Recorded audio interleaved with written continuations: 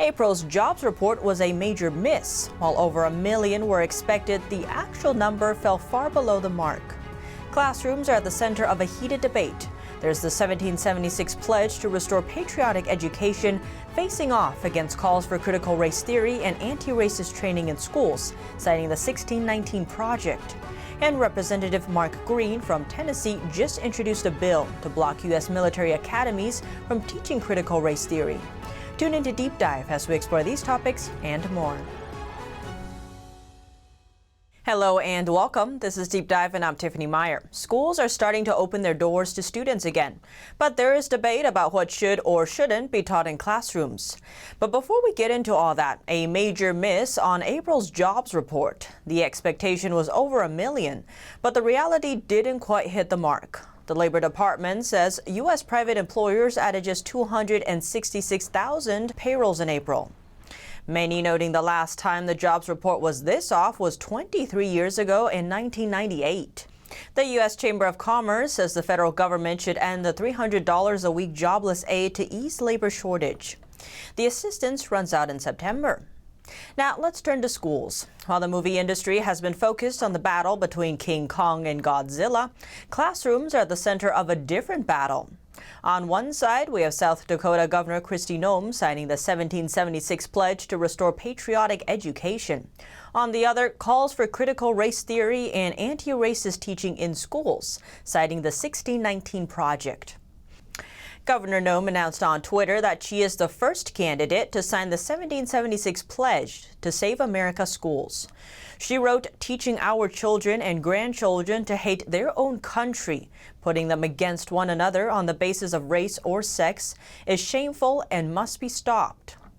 The pledge spans 4 points and states that all children are created equal, have equal moral value under God, our Constitution, and the law. What is the 1776 pledge? It is inspired by Trump's 1776 Commission, started by the 1776 Action Organization to advocate for patriotic education. Public office holders and candidates can sign and pledge that they believe in the following: that the United States of America is an exceptional nation whose people have always strived to form a more perfect union based upon our founding principles. The pledge page states our founding fathers were among the greatest Americans to ever live, and they deserve to be honored as heroes. Our children and grandchildren should be taught to take pride in their country, to respect our founding principles of liberty and equality, and to have a sense of American history that is both truthful and inspiring. Noem also wrote an opinion piece for Fox News, together with former Housing and Urban Development Secretary under Trump, Ben Carson, who was also a member of the 1776 Commission. They called defeating anti-American indoctrination the biggest cultural challenge of our lifetime. They say in the opinion piece, in our nation today, there are far too many classrooms where children are not learning about the positive revolution in human affairs set in motion by our founders, or how later leaders like Abraham Lincoln, Frederick Douglass, and Rev. Martin Luther King Jr. called upon the wisdom and vision of the founders to defeat the evil injustices of slavery and segregation. Instead, many are learning that our founders were altogether sinful men, unworthy of status or even praise. The historic achievements of Washington, Jefferson, Lincoln, Douglas, and King are being shelved in favor of the false and destructive narrative that we are a systemically racist and ultimately irredeemable nation.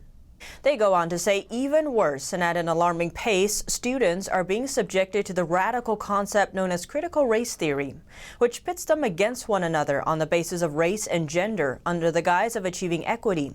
Not only is this extreme ideology deeply divisive and harmful, but it rejects America's most defining principle, that as individuals we are all created equal by God. They go on to say critical race theory is a deliberate means to sow division and cripple our nation from within. And while foreign adversaries like China and Russia surely work to inflame our divisions, we are doing this to ourselves. The creation of President Trump's advisory 1776 Commission offered real promise, as it sought a return to a truthful, patriotic education worthy of an exceptional nation. But signaling his capitulation to the far left of his party, President Biden canceled and disbanded the 1776 Commission just hours after his inauguration.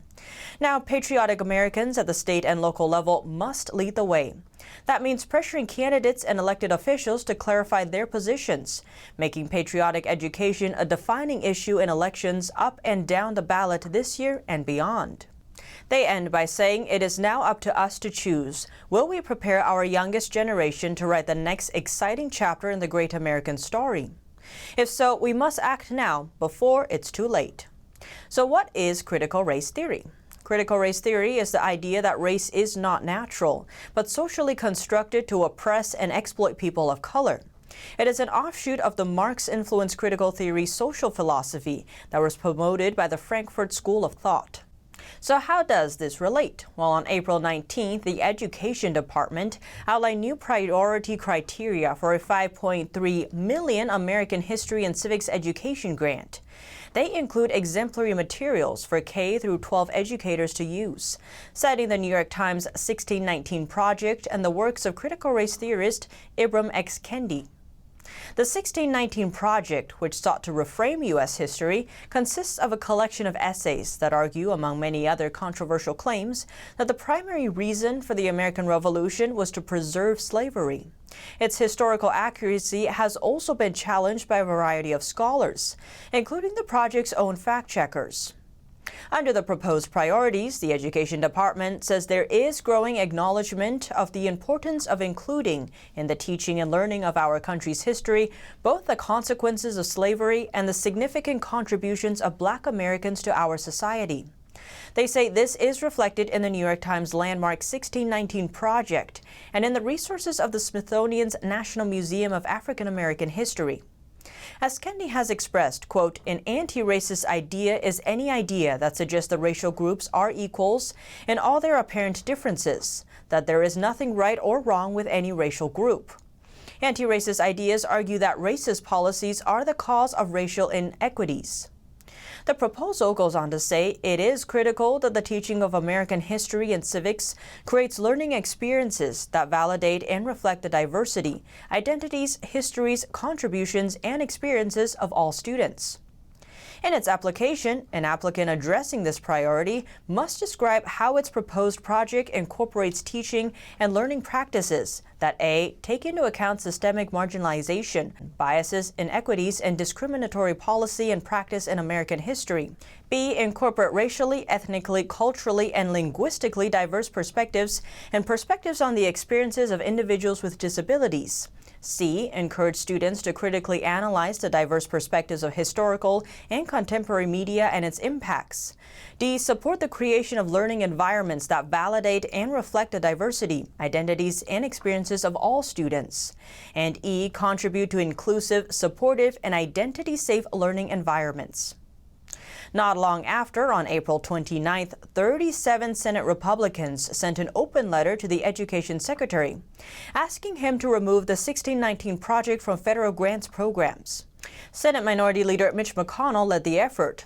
But it's not only pro-Trump Republicans, but also some anti-Trump ones, like Suzanne Collins and Ben Sasse, who also signed it.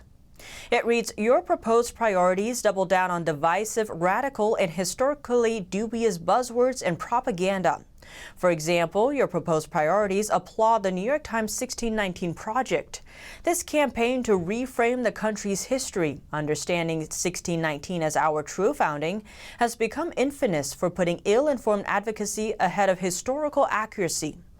Actual trained, credentialed historians with diverse political views have debunked the project's many factual and historical errors, such as the bizarre and inaccurate notion that preserving slavery was a primary driver of the American Revolution. One renowned historian called the project so wrong in so many ways. Citing this debunked advocacy confirms that your proposed priorities would not focus on critical thinking or accurate history, but on spoon-feeding students a slanted story. Young Americans deserve a rigorous understanding of civics and American history. They need to understand both our successes and our failures. But acknowledging that America's journey has been a work in progress throughout our history cannot mean ignoring the tremendous strides we have made together. Our nation's youth do not need activist indoctrination that fixates solely on past flaws and splits our nation into divided camps. Taxpayer-supported programs should emphasize the shared civic virtues that bring us together, not push radical agendas that tear us apart. And for some background, the 1619 Project, inaugurated with a special issue of the New York Times Magazine, attempts to cast the Atlantic slave trade as the dominant factor in the founding of America, instead of ideals such as individual liberty and natural rights. The initiative has been widely penned by historians and political scientists from both sides of the political aisle, with some critics calling it a bid to rewrite U.S. history through a left-wing lens. Ibram X. Kendi is the author of the 2019 book, How to Be an Anti-Racist. In his book, Kendi defines racism as any policy that creates inequitable outcomes between people of different skin colors. Therefore, a person is not a racist, a policy is racist. He argues for systemic changes. In his latest book, Antiracist Baby, Kendi uses rhymed verses to explain to preschoolers how they can reflect on and purge their inherent racism, and how their parents can help raise future, quote, anti-racist activists. And the $5.3 million proposal came under fire at a budget request hearing on Wednesday. Representative Tom Cole confronted Education Secretary Miguel Cardona over the proposal, saying these references have politicized civics education, whether intentionally or unintentionally, and created an impression that the administration cannot be trusted to promote civics education in a bipartisan, non-ideological way. Adding civics education, in my view, ought to heal what divides our country, and this proposal, in my view, exacerbates that. Cardona defended the proposal by saying it's not meant to dictate curriculum at the federal level, but to make clear the kind of content his department wants grant applicants to incorporate into their curriculum. Cole said Cardona's responses were contradictory and unclear. He told the Oklahoman, as a former history professor, I certainly support the desire to offer diverse perspectives in education. He told the newspaper, however, it is concerning and out of line for the department to cite the 1619 Project as factual historical analysis. This comes as critical race theory saturates all levels of education. From colleges and universities, it's spread into K-12 curricula, often without parents' knowledge. Many people have pointed out the ideas stem from Marxism. The theory divides people into victim and oppressor groups based primarily along racial lines. The Biden administration wants to expand the teaching of critical race theory in education, workplace training, and throughout the operation of the federal government. The Biden administration's efforts triggered widespread pushback from Republican lawmakers, conservatives, and related organizations. As more parents become aware that it is being taught to their children, some have started to push back. Parents have started organizations to oppose teaching critical race theory. Others have won seats on school boards with a mission to get critical race theory out of the curriculum. And the list of officials fighting back against critical race theory continues to grow. Representative Mark Greene from Tennessee just introduced a bill to block US Military Academies from teaching critical race theory. Representative Greene is trying to stop the military academies from using critical race theory to train service members. He says they were pressured by the Pentagon to teach the Marxist-based ideology. Greene says the divisive training teaches armed service members to judge one another by the color of their skin instead of by the content of their character. He warns if this is allowed to continue, it could divide America and destroy the military's ability to unite as one body to defend America. But what do you think? Let me know below. Thanks for tuning in to Deep Dive. I'm Tiffany Meier, and have a wonderful weekend.